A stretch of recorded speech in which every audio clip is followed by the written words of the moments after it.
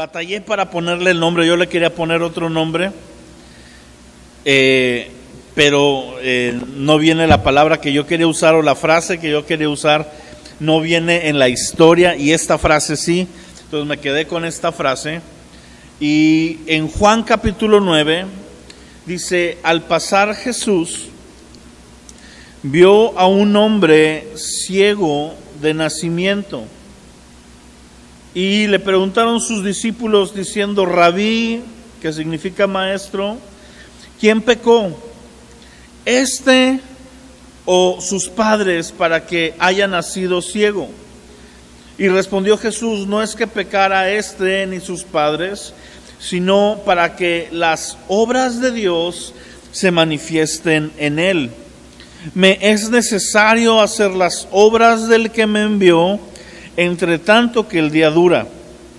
La noche viene cuando nadie puede trabajar. Entre tanto que estoy en el mundo, luz soy del mundo.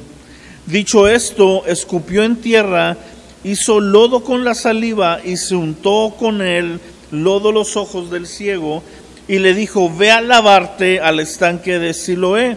Traducido significa enviado. Fue entonces y se lavó y regresó viendo. Entonces los vecinos y los que antes habían visto que era ciego decían: ¿no es este el que se sentaba y mendigaba? Unos decían: él es. Otros decían: a él se parece. Y él decía: yo soy. Y le dijeron: ¿cómo te fueron abiertos los ojos? Le preguntaron. Y él respondió y dijo: aquel hombre que se llama Jesús hizo lodo que me untó en los ojos, me dijo: ve al Siloé y lávate. Fui, me lavé y recibí la vista.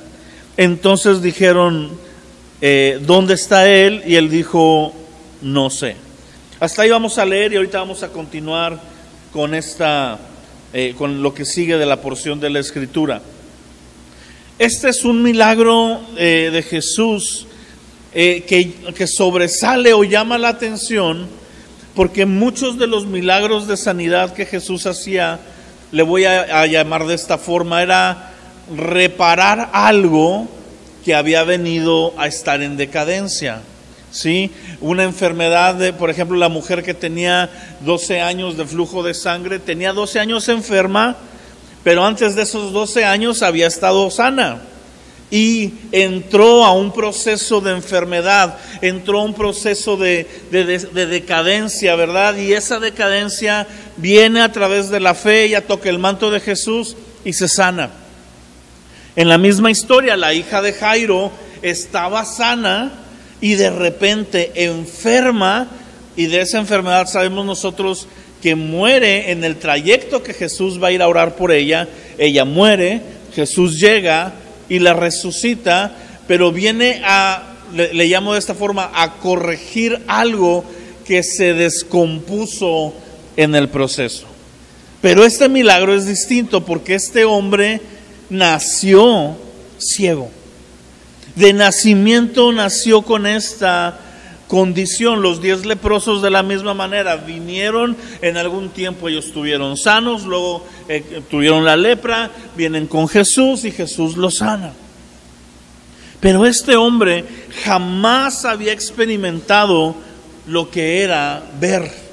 Él no tiene un antes y un después. Él no tiene un antes del flujo de sangre y después 12 años enferma y cada vez peor. Él no tiene antes de la lepra y después de la lepra. Él tiene una condición que refleja la condición espiritual de todo ser humano. Todos nosotros, cuando venimos a este mundo espiritualmente, nacemos ciegos. No tenemos la capacidad de ver espiritualmente, no se nos ha dado, y es por la razón de que nosotros nacemos bajo una naturaleza de pecado. Hay mucha similitud entre la salvación de nuestro corazón, de nuestra alma, y este paralelismo con esta historia. Ahora, este hombre nació ciego, y cuando los discípulos lo ven, se nota que este hombre pues ya tiene una fama ahí en el pueblo donde está, Una persona que nace ciega, pues nace limitada en esa época. No hay muchas cosas que pueda hacer para valerse por sí mismo.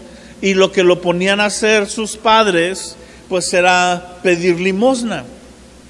Era lo que le quedaba a él, ¿verdad? Estar en un lugar, tal vez en una esquina, en un rincón, en alguna pasada donde había personas, ahí por el mercado, y estar esperando vivir de la caridad de las personas. Ese era su día a día. Imagínate un día levantarte y nada más estar esperando a que alguien venga, te ayude a llegar a un lugar, te sienten ahí, te digan, mira, aquí quédate tranquilito, venimos por ti a las 5 de la tarde, mientras ahí en plazos venimos a darte agua, a darte algo de comer, pero pues aquí me quedas, no te me muevas. Yo creo que el cieguito decía, pues a dónde me voy, ¿verdad? Si no veo. Y se quedaba ahí, y pasaba el día, estaba esperando, estaba mendigando, llegaba la noche, se dormía, se despertaba al otro día, y lo mismo. Una vez más, que alguien venga, te tome, te lleve, y eso por años y años. Imagínate lo desesperante, lo frustrante, lo complicado de ese estilo de vida. Y ese hombre está ahí y él no sabe. Ahora sí que él no la ve venir, que Jesús va a hacer algo. Él está ahí. Y de repente los discípulos lo ven y los discípulos reflejan este corazón del pensamiento común de Dios. Reflejan y preguntan lo que normalmente la gente cree acerca de cómo trabaja Dios. Sí, yo siempre he dicho una cosa, si Dios nos demandara por difamación, ¿verdad? Estaríamos en graves problemas, porque la mayoría de nosotros, muchas de las veces, adjudicamos cosas a Dios o formas de operar a Dios que Dios no tiene. Pero es la cultura popular, ¿verdad? Y estos se preguntan y le dicen a Jesús, reconociendo que Jesús enseña y tiene sabiduría, le preguntan, a ver, Señor, ¿quién pecó? O sea, el ciego, o pecaron sus padres para que haya nacido ciego. Mi pregunta es, ¿cómo pecó él para nacer ciego si todavía no nacía? ¿Verdad? Porque nació ciego. Entonces, ¿cuándo pecó? Pues no.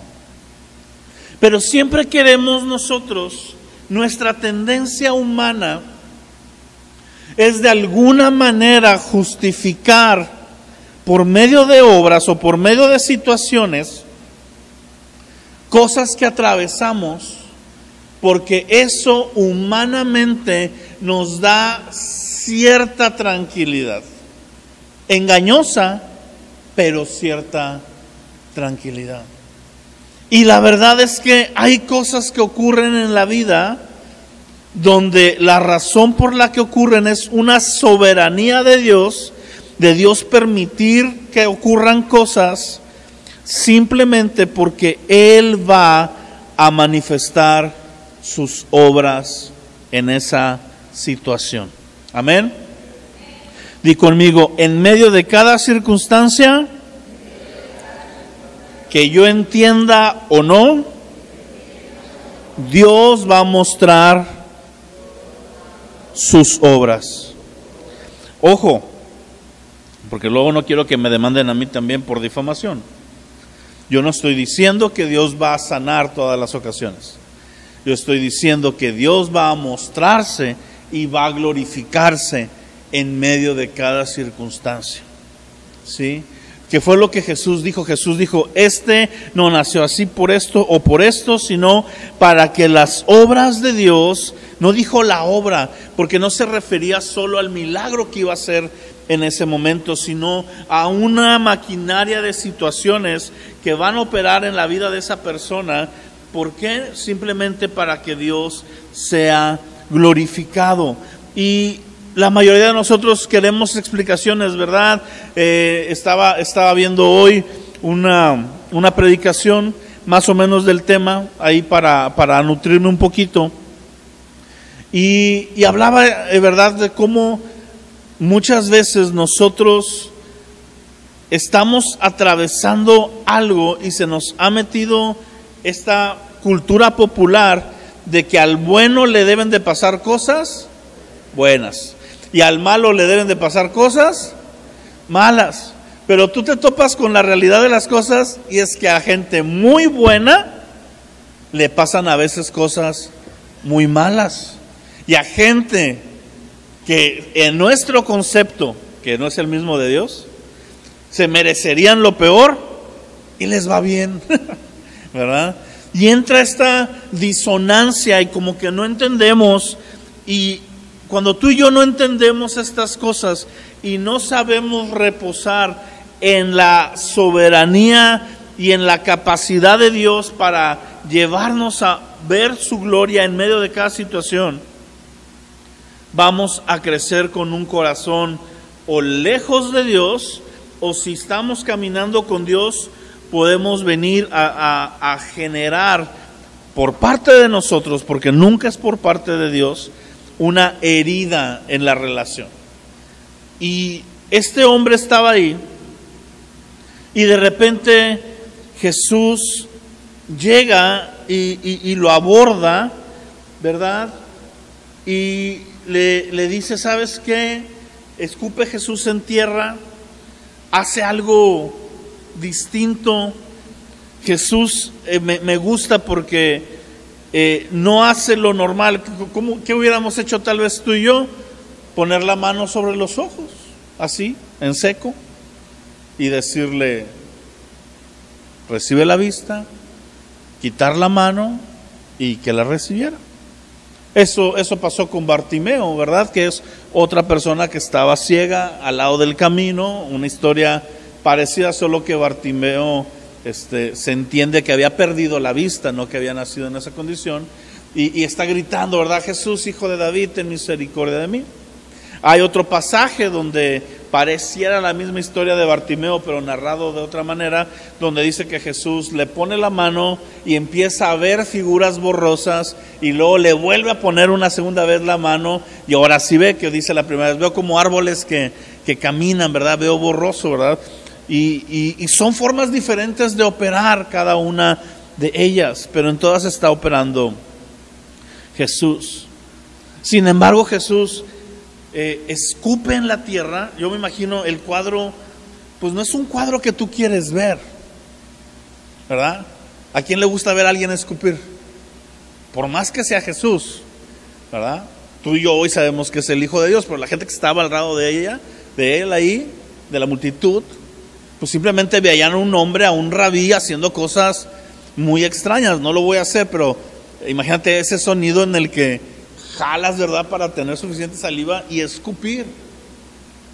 Es desagradable, es extraño, no es la forma religiosa, no es la forma normal. Déjame decirte una cosa, a Dios no le importan nuestras formas, a Dios no le importa nuestra normalidad y nuestro esquema de cómo hacer las cosas. Dios es Dios y puede hacer lo que quiera. Y muchas veces Jesús iba a esa línea donde cruzaba, ¿verdad?, el común, ¿verdad? Me viene, por ejemplo, a la mente cuando está hablando con la mujer samaritana, cuando un judío y un samaritano no se hablan, cuando no está bien visto que un hombre hable a solas con una mujer, cuando tienes que aumentarle que era una mujer de una reputación bastante negativa delante del pueblo, tanto que tenía que ir a mediodía ella sola a recoger el agua, y que Jesús es un maestro religioso y la gente se pudo haber escandalizado, ¿verdad? Y Jesús está ahí rompiendo todas las normas habidas y por haber para llevar el evangelio al corazón de una persona, y esa persona llevar el evangelio a otras. Lo mismo es aquí, así que Jesús escupe, agarra el lodo, ya que escupiera, pues está raro, ¿verdad? Pero con su saliva se forma un pequeño pedacito ahí de lodo, ¿verdad? Porque está en la tierra, lo toma y se lo empieza a untar al ciego. Imagínate ese cuadro. Es un cuadro medio escandaloso. El ciego pues no sabía, ¿verdad? De repente nada más siente que lo están tocando, pero los demás que están ahí alrededor. Y ahora yo siempre he dicho esto, se la pone difícil al ciego, porque le dice, ve al lago de Siloé, lávate y vas a recibir la vista. Yo digo, ¿por qué, Jesús? ¿Por qué complicársela al pobre hombre? ¿Por qué no le hiciste, vuelvo a lo mismo, como con Bartimeo? Es más, ¿por qué no solo dijiste la palabra? Porque tú puedes decir la palabra a kilómetros. El siervo del centurión, ni siquiera entraste a la casa, lanzaste una palabra y en el instante que la declaraste, ese siervo sanó. ¿Por qué con el ciego se la quieres complicar? ¿No te habías puesto a pensar esas cosas? Son procederes extraños donde muchas veces Jesús, tú y yo decimos, Jesús, es que tú podrías hacer esto y ya bien fácil, ¿verdad? Y empezamos ahí, viene una señora, ¿verdad? Y me dice, es que yo tengo problemas con mi hijo es muy rebelde y mira, yo siento que debo de hacer esto y voy a ayunar 3 días y después de que ayune 3 días yo siento que voy a ir y le voy a hablar de Cristo y entonces se va a arrepentir. ¿Y qué crees que pasó? Vino la señora, ayunó 3 días, le habló de Cristo y el hijo la mandó por un tubo, ni se arrepintió, salieron peleados y viene la señora bien enojada. Oye, es que yo me puse a ayunar y esto, y le dije, ¿y cuándo? ¿Quién le dijo que así iba a jalar el asunto? No, pero es que yo pensé, Dios me tiene que responder porque, a ver, vámonos por partes. Dios no tiene que hacer nada, Dios es Dios. Dios no está obligado a hacer algo. Dios es bueno y en su bondad nos bendice, pero tienes que... Los que son papás, ¿verdad? Imagínate que tu hijo te dice, tú tienes que hacer esto. Tú vas a decir, espérame, compadre, me tienes que comprar este juguete, espérame. Tengo que darte de comer y darte vestido y educación, pero tú no me puedes venir a mí a mandar. Porque tenemos estas expectativas de que Dios hace cosas de ciertas maneras. Este hombre escucha esa frase y yo digo, ¿en cuánto tiempo llegó al lago? ¿Cómo llegó al lago? ¿Quién lo ayudó? Porque Jesús le dice y se va. Yo le hubiera dicho a Pedro, mira, échale un ojo. Ahí medio llévalo, guíalo, ayúdalo, oriéntalo. Pero lo cierto es que Jesús llega, hace algo extraño, irrumpe ahí en la escena y le presenta una oportunidad donde lo va a hacer accionar en fe, lo va a hacer accionar en obediencia y esperar algo que él realmente no tiene un parámetro para medir. Y este hombre responde de la manera correcta. Responde en obediencia. No nos cuenta la Biblia exactamente cómo, pero llega al estanque, se lava y al instante recibe la vista. Al instante recibe la vista. ¿Por qué? Porque este hombre hizo las cosas en la forma incómoda que Jesús le estaba mostrando. Déjame decirte una cosa, mi amado, el arrepentimiento no es cómodo. El verdadero arrepentimiento, déjame decirte una cosa, duele muchas veces, se sufre, y no estoy hablando tanto en la parte sentimental, porque una cosa es que te sientas quebrado y llores y puede ser remordimiento, pero el verdadero arrepentimiento, la palabra arrepentimiento es una palabra griega que es la unión de 2 palabras, es metanoia. Meta es cambio y noia es mente. Es cambio de mentalidad. Eso es lo que significa arrepentimiento. Arrepentimiento significa que llegas a un punto en tu vida donde dices, yo pensaba de esta manera y voy a cambiar mi forma de pensar respecto a este tema. ¿Cuántos creen que eso es fácil? No. Nosotros somos bien buenos para decir, yo así soy, siempre he sido así y así me voy a morir. El mexicano es muy así, ¿verdad? Somos testarudos, somos tercos y nos quedamos con ideas, conceptos y pensamientos. Y la salvación, el que nuestros ojos espirituales que están tapados, que nunca hemos podido tener un verdadero encuentro con el Señor, se abren cuando viene Jesús y nos dice, no es a tu forma, es a la mía. Y lo empezamos a aplicar. Cuando yo llego y me topo con la palabra y me doy cuenta que el cielo, ¿verdad?, llegar a la presencia del Señor, la vida eterna, no se gana con buenas obras. Tú agárrate a una persona promedio en una plaza y primero pregúntale si cree en Dios. Aquí en México muchos te van a decir que sí, sobre todo si los agarras de los 30 para arriba. La generación que está creciendo adolescente, muchos ya te van a decir que no. Pero si te dice que sí, una persona, un hombre, una mujer de 40, 45, 50 años, pregúntale, oye, ¿usted cree en Dios? Sí, sí. Ha ido a la iglesia y la mayoría de ellos ha ido a la iglesia católica, cristiana, cualquiera. En México hay una cultura religiosa. Es como nación está dentro de nuestra cultura. Y luego pregúntale esta tercera pregunta, oiga, ¿usted cree que se va a ir al cielo? Y la gran mayoría te va a decir que sí. Si son honestos te van a decir que no, pero la gran mayoría te va a decir sí. Y luego le vas a preguntar, ¿y por qué? Y la respuesta va a ser, porque no soy tan malo, porque hago más cosas buenas que malas. Sí la riego de repente, pero mira, así como me echo una mentira, pues ayudo a un amigo, así como de repente maltrato ahí a mi familia, pues mira, trabajo bastante por ellos mismos y los alimento, y como que campechaneamos, ¿verdad? Pero cuando tú llegas con Jesús, tú te das cuenta que Jesús nunca ha puesto la vara en las obras, sino en la fe en Él y en entregarle tu vida y hacerlo Señor de tu vida. Es más fácil hacer buenas obras, portarte más o menos bien, echarle ahí tantitas ganas, que rendir el señorío de tu vida a Cristo.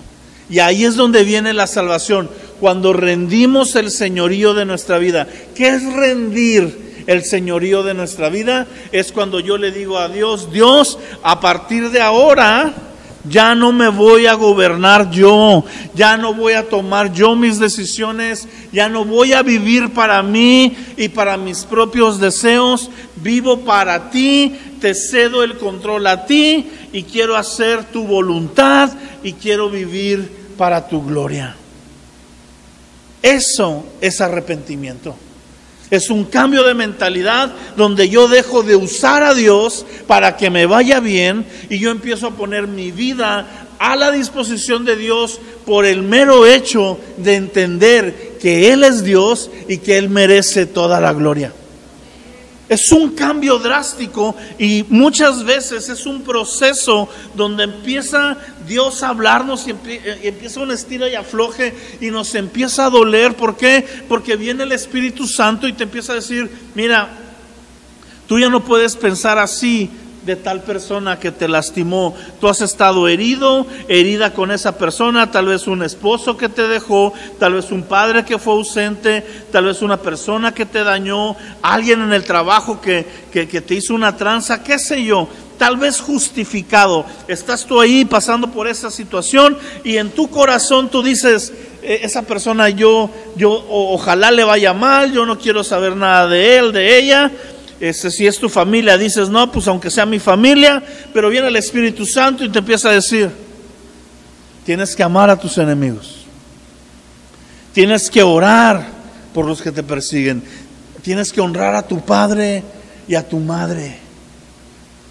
Y tú dices, Señor, pero pero mira lo que me pasó, mira lo que me hicieron. Y me encanta porque cuando tú vengas con Jesús a decirle, mira lo que me hicieron, lo que te vas a topar a Jesús es enseñándote sus manos clavadas, con marca de clavos, y te va a decir, mira a mí. Mira a mí. Es que tú no sabes, Señor, lo que es que tu familia te niegue, que sabes que el que iba a ser, el que fue mi padre ante la sociedad, iba a abandonar a mi mamá antes de que yo naciera. Sabes que toda la vida crecí en Nazaret, ¿verdad? Escuchando que yo era un hijo bastardo, que mi papá no era mi papá. Porque así creció Jesús. ¿Tú crees que el bullying antes no existía? Era peor. Y claro que la gente se enteró que María estaba dando a luz antes de casarse. Y José la tomó y José la cubrió y sí se quiso ir, pero Dios habló a su corazón. Pero la sociedad en la que Jesús creció básicamente fue así. Por eso muchos no creían en Jesús. Decían, pues, este es el carpintero, este es el hijo de José, este es el hijo de María. Sabemos su historia, sabemos de dónde viene, y ahora resulta que es el Mesías. Pues sí, claro que sí. Y empieza un estira y afloje, que este hombre ciego vivió tal vez muy rápido, pero él dijo, ¿sabes qué? Voy a hacer lo que se necesite para llegar a este lago, lavarme y experimentar algo que nunca he experimentado. Porque con Dios, cuando tú y yo rendimos nuestra vida a Cristo, tú y yo vamos a experimentar algo que jamás hemos experimentado, y que aunque la gente nos lo pueda platicar, no lo podemos entender hasta que lo vivamos. ¿A cuántos de ustedes antes de convertirse a Cristo alguien les compartió y lo rechazaron? A mí. Yo batié gente. De los 12 a los 18, Dios me estuvo mandando gente a hablarme de Cristo, y la misma gente que batía. ¿Sí? Te lo he dicho, una chava que a mí se me hacía muy guapa, yo quería andar con ella, ¿verdad? Y ella quería andar conmigo. Ay, ya se paró Anel. Déjame cambio de tema. No. Ella quería andar conmigo y yo quería andar con ella. Me dijo esto, ella era cristiana y yo no, y me dijo, la única razón por la que yo no ando contigo es porque tú no eres cristiano, te invito a la iglesia. Y yo me ofendí y me indigné. Yo dije, no, si me quieres es así como soy, y yo no voy a cambiar por ti, bla, bla, bla, y que esto y que el otro. Y así me quedé, batí hasta eso, batí. O sea, ni por ese lado llegó. Pero me acuerdo que la gente me decía, es que vas a vivir en libertad. Y yo creía que vivía en libertad. Yo decía, pues yo ya soy libre, yo no estoy en la cárcel. Mira, yo puedo tomar las decisiones que quiera, tan las puedo tomar que rechazo lo que tú me ofreces. No, obstinado era. No, es que tú vas a tener paz. Y yo a mis 18 años, hijo de papi, ¿verdad? Porque pues nos iba bien en la casa y mis papás me consecuentaban, y realmente yo no tenía una aflicción a mis 18 años. Estaba bien, tenía dinero para la semana, tenía vestido, tenía amigos, tenía mi banda, tocaba, nos estaba yendo bien, hasta carro tenía. ¿Qué quiere un huerco de 17, 18 años? Eso, carro y dinero para ir a dar la vuelta. No quieres más a los 18 años, ¿verdad? A mis 18 años.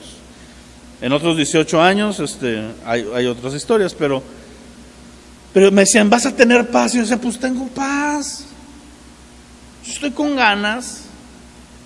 Cuando realmente tuve el encuentro con Cristo, me di cuenta que yo no tenía nada, que yo estaba viviendo una vida miserable, vacía y sin sentido, aunque lo tenía todo.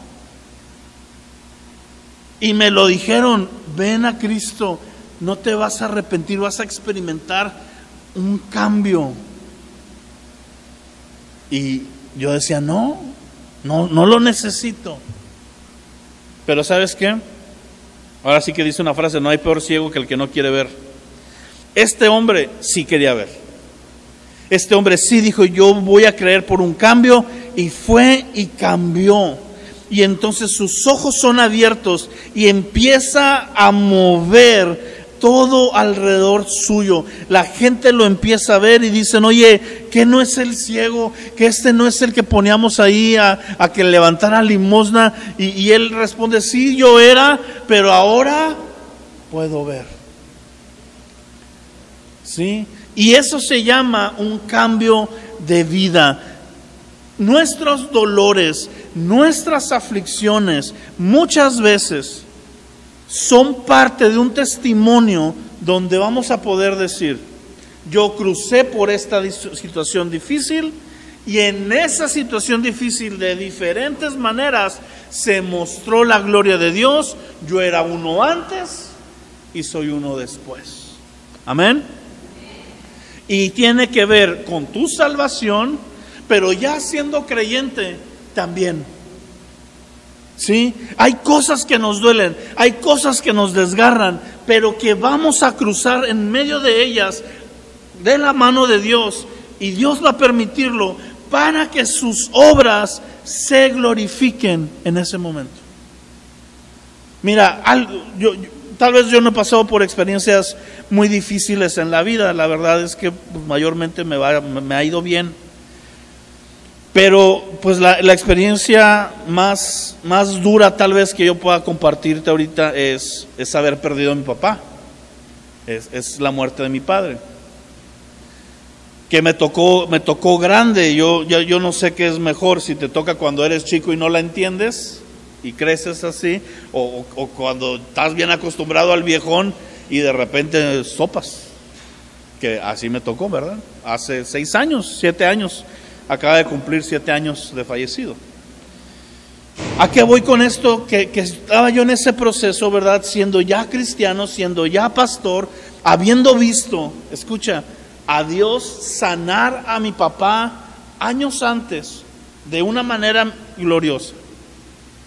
Sí, mi papá tuvo tuvo varios infartos, y por ahí cuando yo tenía, pues fue como en el 2004, esos infartos, y me acuerdo que los doctores decían, no, pues ya valió queso el Señor. Digo, no con esas palabras, ¿verdad? Palabras de doctores.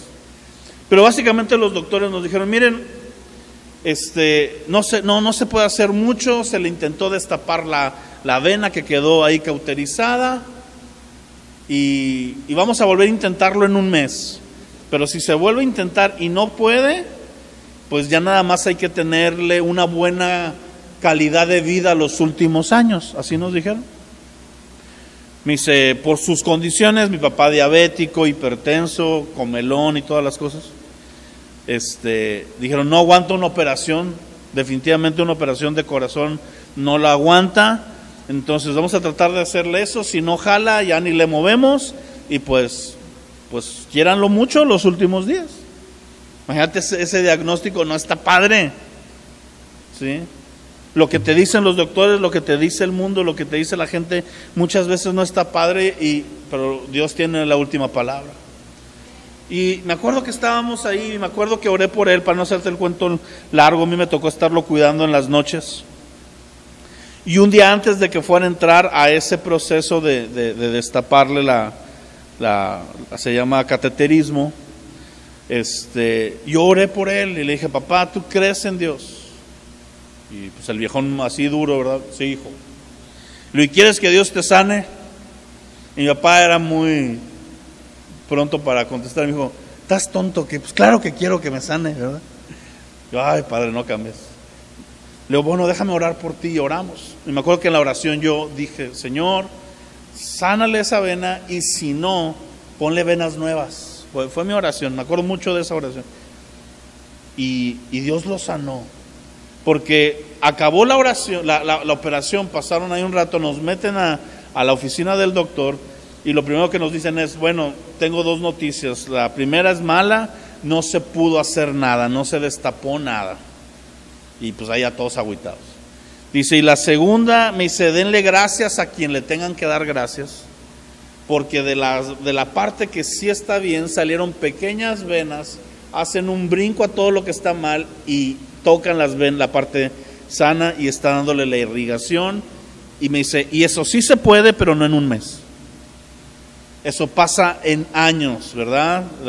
Que se hagan nuevas venas. Y esto no estaba, y nos enseñaba el estudio, esto no estaba el mes pasado. Bien, el doctor bien tocado, ¿verdad? Y Dios lo sanó. Y nos lo dejó del 2004 al 2017, 16. Nos lo dejó mucho rato más. Y en la segunda situación, ¿verdad? Cuando de repente llega mi papá con un diagnóstico médico muy complicado, yo pienso, Dios lo va a sanar, como ya lo sanó una vez. Y pues no lo sanó. Y papá falleció. Y estuvimos orando por él. A mí Dios me habló un tiempo antes y me dijo, me lo voy a llevar, tú tranquilo. Me dio paz. Y estuvimos orando por él y estuvimos en el último tiempo con él. Pero yo te puedo decir una cosa.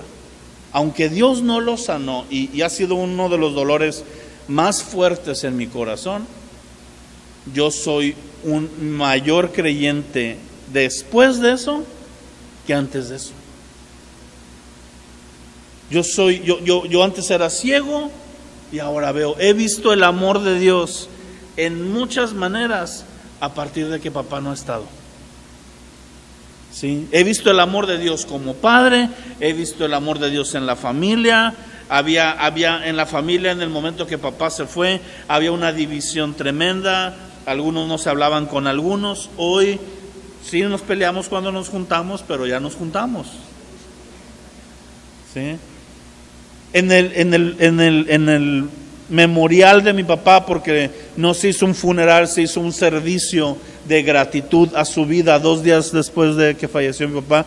Se le pudo predicar a más o menos 150 personas que acudieron al evento. Los tuvimos ahí juntos y se les predicó el evangelio. Y de todo Dios fue glorificado. ¿Sí?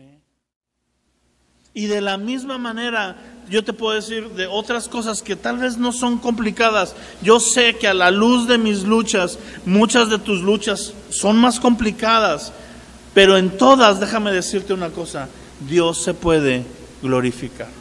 Yo no sé si es una enfermedad, yo no sé si es dinero, yo no sé si es un estado anímico, yo no sé qué sea. Lo que sé es que ni pecó ni sus padres, sino que las obras de Dios están por manifestarse.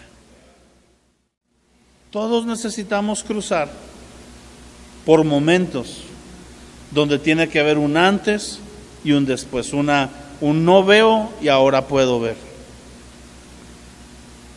Y Jesús nos va a llevar por esos momentos, y vuelvo a lo mismo, varias veces, porque necesita irnos cambiando, necesita irnos moldeando.